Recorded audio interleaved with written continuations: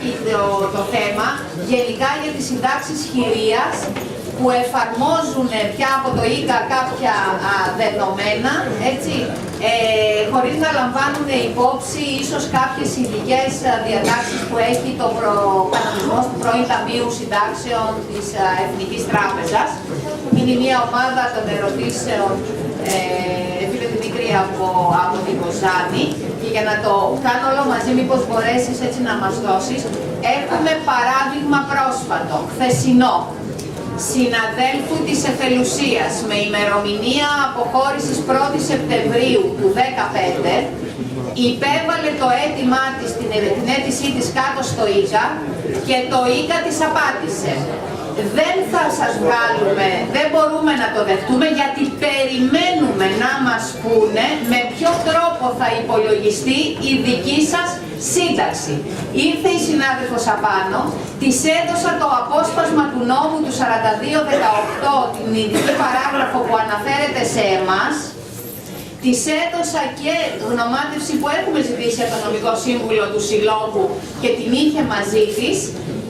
Παρόλα αυτά, και η διευθύντρια του παραρτήματος και η ελέγκτρια, οι οποίες αποφασίζουν ήδη, επέμεναν ότι εμείς δεν καταλαβαίνουμε τίποτα από αυτά, εμείς θα ερμηνεύσουμε τον νόμο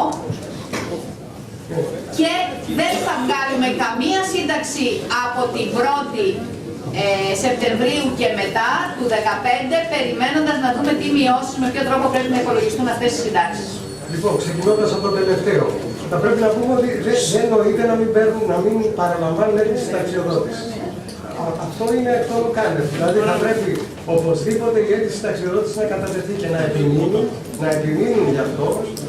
Αλλιώς θα πρέπει να τη στείλουν με δικαστικό επιμελητή, με μια κοινοποίηση. Αλλά το να μην ξέρουν πώς θα το υπολογίσουν, το καταλαβαίνουν. Δεν έχουν πάρει οδηγίες. Αν και αυτό θα μπορούσε να έχει κάποια λύση. Θα μπορούσε να γίνει υπολογισμός με το παλιό σύστημα και να διατηρηθεί μια ανοιχτή τάξη επανυπολογισμού όταν. Αλλά εν πάση περιπτώσει, εντάξει, πέστε ότι έβαλε 1η Σεπτεμβρίου.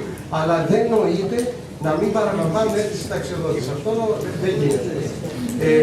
Στο δεύτερο θέμα, νομίζω ότι είναι το θέμα το οποίο αναφερθήκαμε. Δηλαδή, αυτά τα ειδικά καθεστώτα που λένε είναι αυτοί που συνταξιοδοτούνται και που συνταξιοδοτούνται προερχόμενοι από τον ευρύτερο δημόσιο τομέα, συντάξει υγείας, και απασχολούνται στον ευρύτερο δημόσιο τομέα, που εκεί, αν παίρνει σύνταξη, δεν μετράει συντάξιμος ο χρόνος. Και φεύγει λοιπόν, υποβάλλει τα χαρτιά σου, το βλέπουν ότι έπαιρνε σύνταξη από ευρύτερο δημόσιο τομέα και σου λένε ότι ξέρεις, από τότε που πήρε τη σύνταξη μέχρι τώρα δεν μετράει συντάξιμος ο χρόνος. Είναι ένα θέμα το οποίο θέλει ιδιαίτερη προσοχή. Είπα ότι κατά την άποψή μου, ήταν κατά τις προτάσεις που κάναμε, θα πρέπει να αλλάξει το καθεστώς αυτό, δεν έχει καμία έννοια, αλλά πρέπει να προσέχουν οι του ευρύτερου δημόσιου τομέα, που συνταξιοδοτούνται στον ευρύτερο δημόσιο τομέα.